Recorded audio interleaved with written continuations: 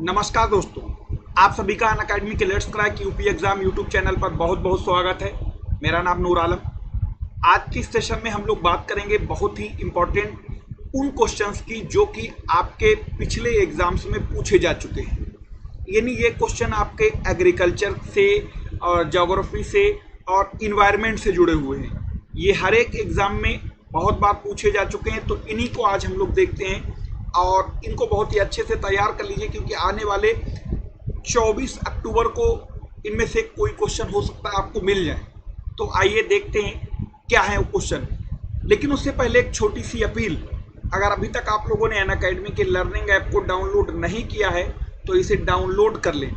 Download करने से बहुत सारे फायदे होंगे, क्योंकि अब आप यहाँ पर कभी भी क्लास देख सकते हैं, कहीं से भी देख सकते हैं, लाइव देख सकते हैं, रिकॉर्डेड देख सकते हैं। उसके साथ साथ अनलिमिटेड क्विज मिलेंगे, यहाँ पर स्टडी मटेरियल मिलेगा, मल्टीपल डाउट क्लियरिंग सेशन मिलेगा।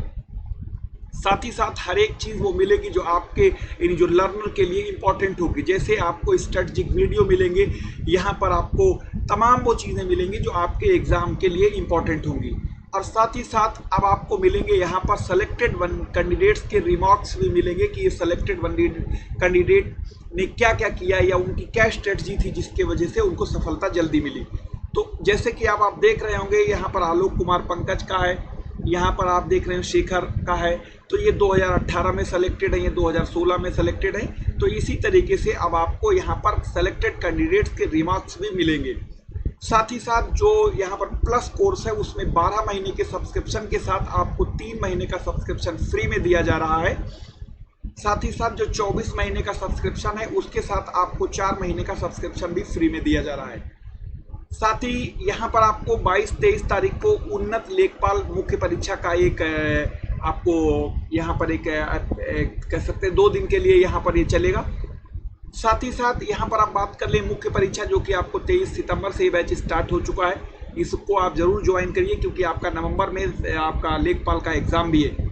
साथ ही साथ ये बैचेस सभी आपके यहाँ पर रनिंग हालत में है, जैसा कि आपको बताया जा रहा है, और कई बैच हर हफ्ते कोई ना कोई नए बैच बनते रहते हैं। साथ ही साथ यहाँ पर अगर हम लोग सब्सक्रिप्शन की बात करते हैं तो 24 महीने का सब्सक्रिप्शन 13,600 है, 1 साल का 9350 रुपये है, 6 महीने का 7650 है, 3 महीने का आपका 4250 है। आफ्टर डिस्काउंट बढ़ता है ये 12,240 या 8,415 का, यानी 10% जो डिस्काउंट है वो रेफरल कोड का है, और रेफरल कोड के यूज़ करने के लिए आपको लाइव नूर भरना है। साथ ही साथ अगर आप यूपी बिहार की तैयारी एक साथ करते हैं तो एक सब्सक्रिप्शन से 2 फायदे हो जाएंगे, यानी सब्सक्रिप्शन आपका 1 और फायदे 2। साथ ही साथ कभी भी वीडियो में अगर आप कोई ऐसा इनअप्रोप्रिएट कंटेंट देखते हैं तो वहां पर आप तुरंत क्लेम कीजिए। अगर आपका क्लेम सही और सबसे पहले पाया गया तो अनअकैडमी आपको देगा एक बेहतरीन इनाम। जो स्पेशल क्लासेस हमारी चलती हैं वो सवेरे मॉर्निंग में 10 बजे चलती है, जिसमें आपको एक करंट अफेयर्स की क्लास मिलती है। शाम को एक क्लास रात में होती है 9 बजे, जो कि आपका टेस्ट सीरीज है, जो कि आपका 24 अक्टूबर के लिए, उसको आपको यूपी पीसीएस और आरओ के लिए। तो चलिए आज का पहला सवाल आपकी स्क्रीन पर ये रहा। आज का पहला सवाल आपकी स्क्रीन पर ये रहा। कह रहा विश्व पर्यावरण दिवस की जो है किस तारीख को मनाया जाता है। आपको बताना है विश्व पर्यावरण दिवस कब मनाया जाता है। तो विश्व पर्यावरण दिवस की अगर आप बात करेंगे तो ये मनाया जाता है बच्चा 1 दिसंबर, 5 जून, 14 नवंबर, 15 अगस्त। तो कब मनाया जाता है?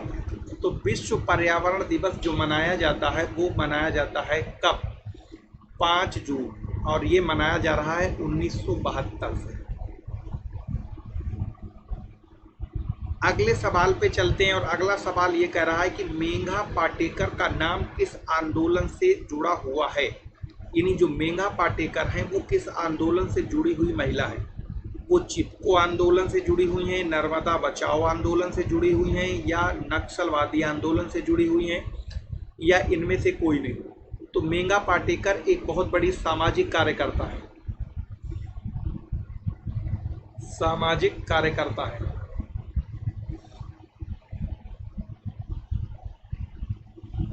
ये जुड़ी हुई है नर्मदा बचाओ आंदोलन से, यानी क्योंकि नर्मदा के ऊपर जो सरदार सरोवर डैम बन रहा है या बना हुआ है, इसमें क्या था इस डैम जब भी कहीं नदी पर बनता है तो बहुत बड़े पैमाने पर लोग विस्थापित होते हैं, तो उनको कहीं न कहीं सरकार उनका उचित व्यवस्था करे, इसीलिए ये नर्मदा बचाओ मेघा पाटेकर ने आंदोलन किया था और बड़ा चर्चित महिला है।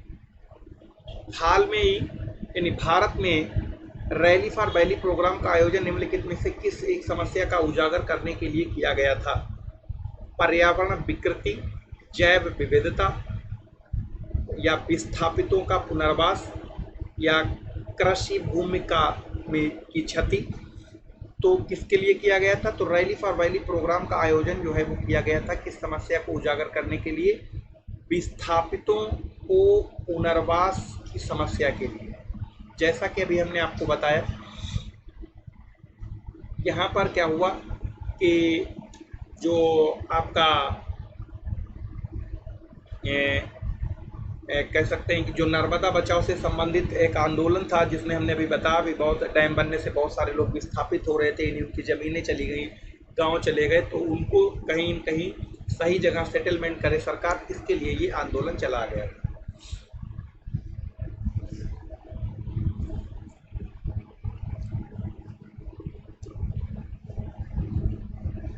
चलिए अगला क्वेश्चन है आपका कि निम्न में से कौन सा मानव जनित जीवोम का उदाहरण है? तो मानव जनित जीवोम का जो उदाहरण है वो जलतंत्र है, घास का मैदान है, वर्षा वन है, या फसली भूमि है। तो आपको बता दें कि जो मानव जनित जीवोम होता है वो एक किसका उदाहरण है? वो फसल है। यानी जो फसल होती है ये आपका एक कह सकते हैं कि आपका जो है वो मैन मेड इकोसिस्टम है, और मैन मेड इकोसिस्टम और नेचुरल इकोसिस्टम में दोनों में फ़र्क होता है। जैसे खेत धान का हो, चावल गन्ने का हो, किसी का भी हो, वो मैन मेड इकोसिस्टम कहलाएगा। अगला है डायनासोर जीवाश्म राष्ट्रीय पार्क की स्थापना किस जिले में की जा रही है? तो डायनासोर राष्ट्रीय पार्क की स्थापना जो है वो बालाघाट, मंदसौर, धार और मांडला। तो आपको बता दें कि ये सभी जिले चारों के चारों मध्य प्रदेश के हैं। कहाँ की जा रही है? मध्य प्रदेश के धार जिले में। कहाँ की जा रही है? धार, एमपी। अगला है सूची 1 को सूची 2 से मिलान करना है, और इसकी सहायता से आपको सूची 1 की सहायता से सूची 2 को मिलान करना है, और ये बताना है कि आपको यहाँ पर सही क्या है। तो असम जो है ये जाना जाता है काजीरंगा नेशनल पार्क है असम में। गुजरात जाना जाता है गिर नेशनल पार्क के लिए। मध्य प्रदेश जाना जाता है कान्हा नेशनल पार्क के लिए। उत्तराखंड जाना जाता है जिम कॉर्बेट के लिए। तो एक का एक इनमें दोनों में, यानी ऑप्शन या तो ये सही है, इसमें भी दोनों मिल रहे हैं। गुजरात यानी बी का है 4, बी का 4 मतलब आपका ऑप्शन डी सही होगा, क्योंकि बी का 4 सिर्फ इसी में मिल रहा है। इस सवाल का आंसर डी सही। धूल प्रदूषण को रोकने के लिए सबसे उपयुक्त वृक्ष कौन सा है? ये क्वेश्चन आपका यूपी पीसीएस से लेके अदर एग्जामों में भी पूछा जा चुका है। तो धूल प्रदूषण को रोकने के लिए सबसे उपयुक्त वृक्ष कौन सा है? सीता अशोक। कौन सा है? सीता अशोक सबसे इंपॉर्टेंट। अगला है पेरियार वन्यजीव अभयारण्य निम्न में से किस राज्य में स्थित है? केरल, तमिलनाडु, कर्नाटक या तेलंगाना। तो पहले नंबर में तो ये ध्यान रखिएगा, पेरियार जो है वो पेरियार एक नदी भी है, और साउथ इंडिया में एक बहुत बड़े ऋषि मुनि भी हुए हैं पेरियार नाम से। दूसरा जो है यहाँ पर जिसकी हम लोग बात पेरियार की कर रहे हैं, तो ये पेरियार जो वन्य जीव अभयारण्य है ये केरल में है। कहाँ है? केरल में है। तो पेरियार वन्य जीव अभयारण्य केरल में है, याद रखिएगा। एक केरल में नदी भी है और केरल में पेरियार नाम से एक बहुत बड़े ऋषि मुनि भी हुए। निम्न में से किसे मेगा डाइवर्स देश के रूप में जाना जाता है? तो मेगा डाइवर्स के रूप में निम्नलिखित में से किसे जाना जाता है? तो है न्यूजीलैंड, ऑस्ट्रेलिया, नेपाल या ऑस्ट्रिया। तो मेगा डाइवर्स के रूप में निम्नलिखित में से किसे जाना जाता है, याद रखिएगा। तो ये मेगा डाइवर्स के रूप में जाना जाता है ऑस्ट्रेलिया को, और इसी को प्यासी भूमि का महाद्वीप भी कहा जाता है।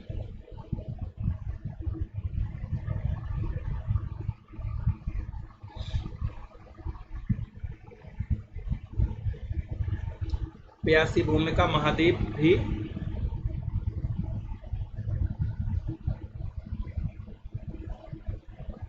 कहा जाता है। अगला है निम्नलिखित में से कौन सा सदाबहार वृक्ष है, यानी एवरग्रीन फॉरेस्ट का पौधा? सेब नहीं, ये टेम्परेट क्लाइमेट में आता है। उसके बाद यहाँ पर देख बादाम, आड़ू, लोकाट। तो ये सही आंसर। तो ये साथ ही साथ इसके अलावा में इसमें और कौन कौन से आते हैं जरा उनको भी देख लेते हैं।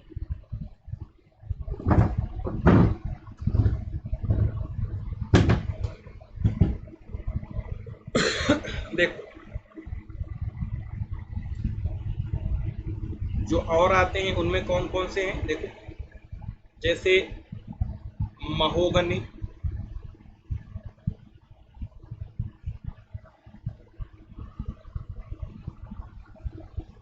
रबर, एबोनी,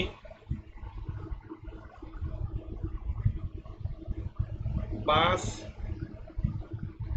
बेंत इत्यादि।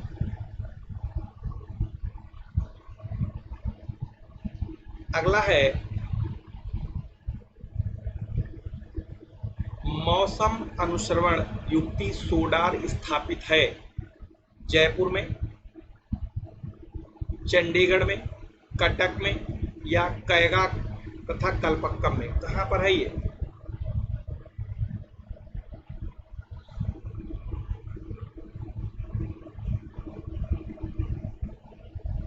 रुचि सिंह। देखो तो ये बच्चा कैगा कहाँ है? ये तमिलनाडु में है। ठीक है, ये कैगा तमिलनाडु में है।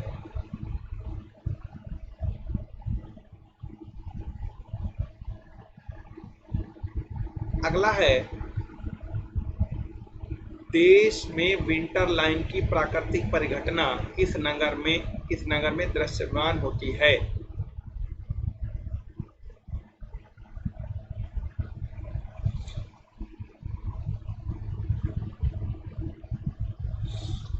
तो ये कहाँ होती है? मैसूरी। ये कहाँ है? उत्तराखंड।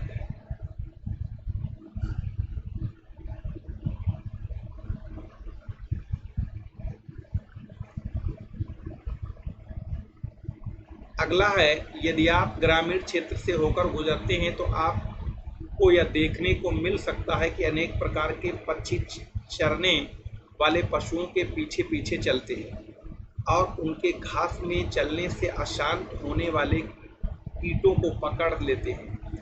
इनमें से कौन सा पक्षी है? चित्रक वाला, साधारण मैना, काली गर्दन वाला सारस। ये आपने देखा होगा।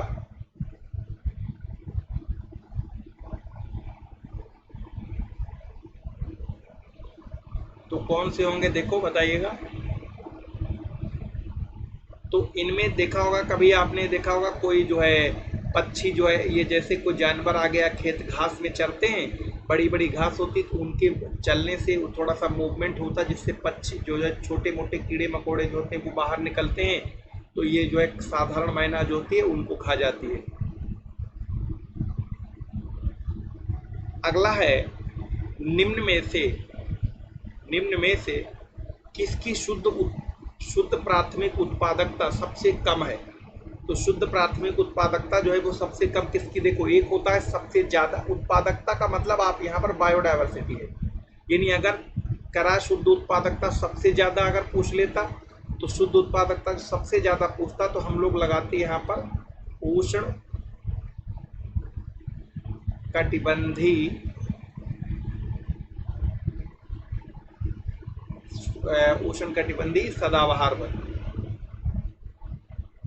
ठीक है बच्चा, सदाबहार वन। तो लेकिन यहाँ पर पूछा है सबसे कम, तो सबसे कम कहाँ होगी? इन सभी विकल्पों में शीतोष्णकटिबंधीय घास के मैदान, जिसे आपने सीखा होगा अलग अलग जो है आता है, यहाँ पर प्रेरी आता है, डाउन्स आता है, स्टेपी आता है, इस तरीके के बहुत सारे आते हैं। ठीक, अगला है भारत का राष्ट्रीय समुद्री पार्क स्थित है। भारत का जो राष्ट्रीय समुद्री पार्क स्थित है वो कहाँ है? कच्छ में, सुंदरवन में, चिलिका झील में या निकोबार द्वीप समूह में? तो कहाँ है?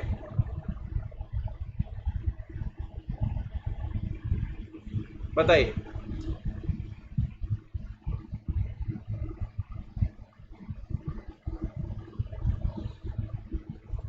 तो भारत का जो राष्ट्रीय समुद्री पार्क है वो कहाँ है? वो है निकोबार में, और ये है कहाँ? अंडमान निकोबार में पड़ता है। ये बंगाल की खाड़ी का हिस्सा है।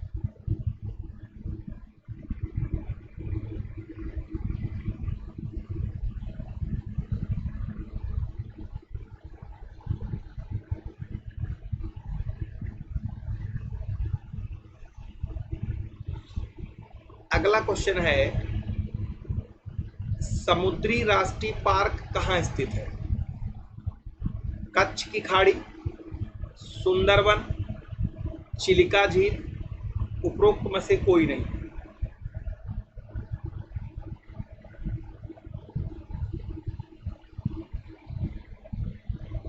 बताइए।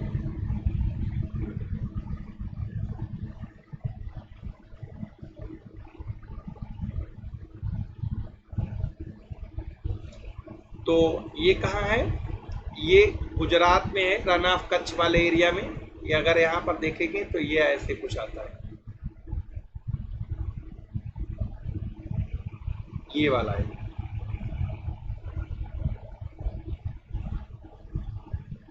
भीतरकणिका, जिसे अभी हाल में ही विश्व धरोहर स्थल की सूची में शामिल किया गया है, वो कहाँ है? ये जो भीतरकणिका है वो जगह कहाँ है? आंध्र प्रदेश, उड़ीसा, छत्तीसगढ़ या पश्चिम बंगाल? और अभी इसको यूनेस्को की विश्व धरोहर सूची में भी शामिल किया गया है। तो ये पूछा गया है कहाँ? बताइए, ये जो भीतरकणिका ये कहाँ पड़ता है?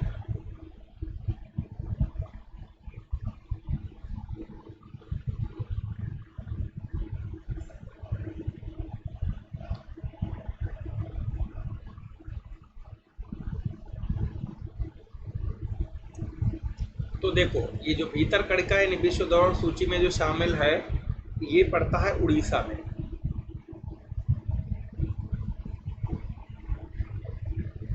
अगला है सूची 1 को सूची 2 से मिलान करना है, और इनके, नमस्कार दोस्तों, इससे जो है आपको ये मिलान करने के बाद सही आंसर सेलेक्ट करना है, क्या है सही। तो देखो क्या सही होगा यहाँ पर। देखो, नामदाफा जो है वो अरुणाचल प्रदेश में आएगा,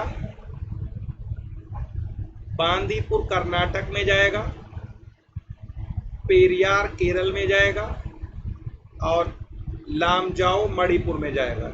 1 का 2 और बी का 1, 1 का 2 और बी का 1, इस हिसाब से आंसर है आपका ए सर।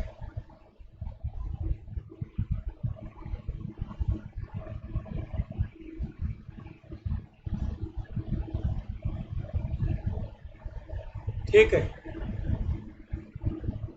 अगला है सूची 1 को सूची 2 से मिलान करना है, और यहां पर देखिएगा जैसे कि दिया गया है त्वचा का आंसर, ध्वनि का आंसर, वैश्विक तापमान और ओजोन में छेद। तो त्वचा का आंसर की अगर आप बात करेंगे तो ये होता है अल्ट्रावायलेट के कारण, यानी पराबैंगनी प्रकाश के कारण। ध्वनि की बात करते हैं तो ये डेसिबल। वैश्विक तापमान बढ़ने का कारण है कार्बन डाइऑक्साइड। और ओजोन क्षेत्र से है CFC, क्लोरोफ्लोरोकार्बन, इसे हम लोग बोलते हैं CFC। तो 1 का 2 आ जाएगा, यानी 1 का 2 इसमें भी है, B का 3 इसमें भी है। अब तो यहाँ पर दो दो ऑप्शन बन रहे हैं, तो फिर अब मिलान करना है C और D में। देखो C का 4 किस में जा रहा है, C का 4 सिर्फ इसमें जा रहा है, इसलिए आंसर आपका ये 20 है। अगला है सुनामी की उत्पत्ति किसके द्वारा होती है। सुनामी की उत्पत्ति किसके द्वारा होती है, ठीक है। पृथ्वी की ऊपरी परत में सिकुड़न से, तो इससे तो सुनामी नहीं बल्कि इससे ऊंचा से टोपोग्राफी बनती है, यानी जो थोड़ा सा उबड़ खाबड़ जिसे कह सकते हैं हल्के फुल्के पहाड़। चक्रवात इनसे भी नहीं। सुनामी तब आता है जब किसी समुद्री एरिया में, जब कोई समुद्र की तली के नीचे कोई भूकंप आ जाए। ठीक वैसे होगा जैसे कोई शांत पानी में आपने पत्थर का टुकड़ा फेंक दो। जब आप किसी शांत पानी में पत्थर का टुकड़ा फेंक देते हैं तो आपको उसमें ऐसा लगता है कि यहाँ पर फिर जैसे तरंगों में हलचल, सब पानी में हलचल होने लगती है। तो ठीक वैसे कॉन्सेप्ट है जो आपका सुनामी पर आता है। ठीक है बच्चा, समझ में आ गया। निम्न में से कौन सा भारत का एक राष्ट्रीय जलीय प्राणी है। ये थोड़ा सा सवाल में कंफ्यूजन गड़बड़ी है, इसको हम यहाँ पर ऑप्शन कट कर देते हैं। यहाँ पर कछुआ लिख दिया क्योंकि 2 ऑप्शन गलत है, और ये आपका आ गया यहाँ पर डॉल्फिन।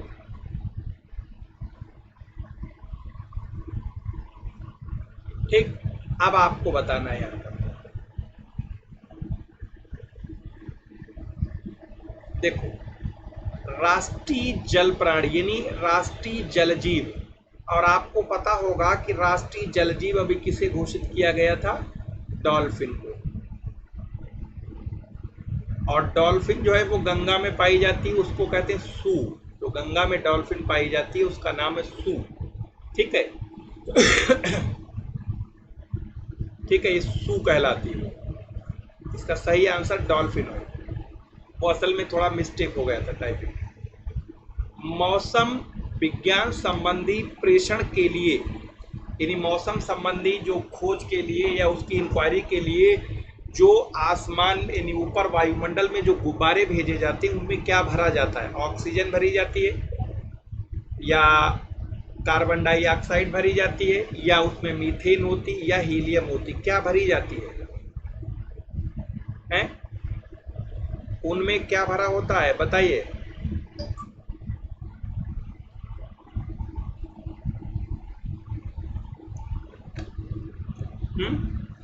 तो उसमें क्या भरा होता है? तो उनमें बच्चा भरा होता है हीलियम। अगर हीलियम भरी ना होती तो ये ऊपर फिर जाती नहीं, और ऊपर नहीं जाती तो फिर ये गुब्बारा ऊपर जाके वहाँ के ऊपर वायुमंडल के अलग अलग उसका मेजरमेंट कैसे ला के देता। तो ये हीलियम भरी जाती है, जिससे कि वायुमंडल में क्या क्या मतलब एक्टिविटीज़, सारी एक्टिविटीज़ को ये मेज़र करता है, और उसी के हिसाब से फिर मौसम भविष्यवाणियाँ की जाती हैं, जैसा कि हम सब जानते हैं। अगला क्वेश्चन है, ठीक है, अगला क्वेश्चन ये कह रहा है कि मानवीय जनसंख्या में श्रेष्ठतर जीवन यापन करने के लिए कौन सा कदम सबसे महत्वपूर्ण है। यानी मानवीय जनसंख्या में जीवन यापन करने के लिए सबसे महत्वपूर्ण क्या हो सकता है। ज़्यादा से ज़्यादा पेड़ लगाए जाएं, खनन कार्य पर रोक लगाई जाए, जंतुओं वन्य जीव का संरक्षण हो, प्राकृतिक आवास के प्रयोग को कम करना हो, तो सॉरी प्राकृतिक संसाधन के को कम करना हो। बताएं। तो भैया सबसे ज़्यादा इम्पोर्टेंट है, जितने जंगल लगाओ इस टाइम वही सबसे ज़्यादा फायदे का है, क्योंकि जंगल जिसे हम लोग फॉरेस्ट बोलते हैं, FOREST, तो फॉरेस्ट का मतलब है food, oxygen, rain, environment, soil, और टी फॉर टिम्बर। अगला है अगर किसी क्षेत्र का लैंडसेट आंकड़ा आज मिलता है तो उसके पश्चिम में स्थित यह आंकड़ा कब मिलेगा?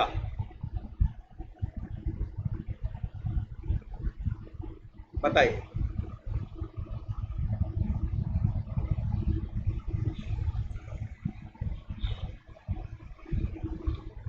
तो वो कब मिलेगा?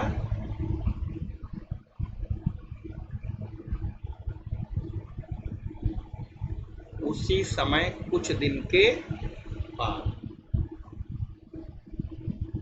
अगला है प्रायद्वीपीय भारत निम्न हिम युगों में से किस युग में हिमानीकृत हुआ? यानी जो प्रायद्वीपीय भारत है वो, इनमें से बहुत सारे हिमयुग देख रहे हैं आप, उनमें से किस युग में ये हुआ था? बताइए। तो प्लीस्टोसीन हिमयुग। अगला है अनिवार्य, ध्यान रखना अनिवार्य घटक है ये। क्या है अनिवार्य घटक? घटकों की सूची और उनसे संयोजन और उनको जो है जिसमें वो संयोजी शामिल है। पोषण विषयक सूची, पोषण विषयक सूचना चिकित्सा व्यवसाय द्वारा दी गई एलर्जी प्रक्रिया की संभावना। तो ये पहला ऑप्शन तो गलत है। नहीं, पहला नहीं, तीनों सही है। बॉम्बे नेचुरल हिस्ट्री के संदर्भ में निम्नलिखित में से कौन सा कथन सही है? तो बॉम्बे नेचुरल हिस्ट्री के बारे में यह पर्यावरण एवं मंत्रालय के अधीन, पर्यावरण वन मंत्रालय के अधीन काम करता है, ये गलत है। और 2 और 3 सही है, यानी ऑप्शन सी सही है आपका। इनमें से कौन सा पौधा नाइट्रोजन स्थिरीकरण में सहायक नहीं है? सहायक है होना चाहिए था, नहीं को काट देते हैं। तो ये सहायक जो है वो कौन सा है? वो कौन सा होगा सहायक?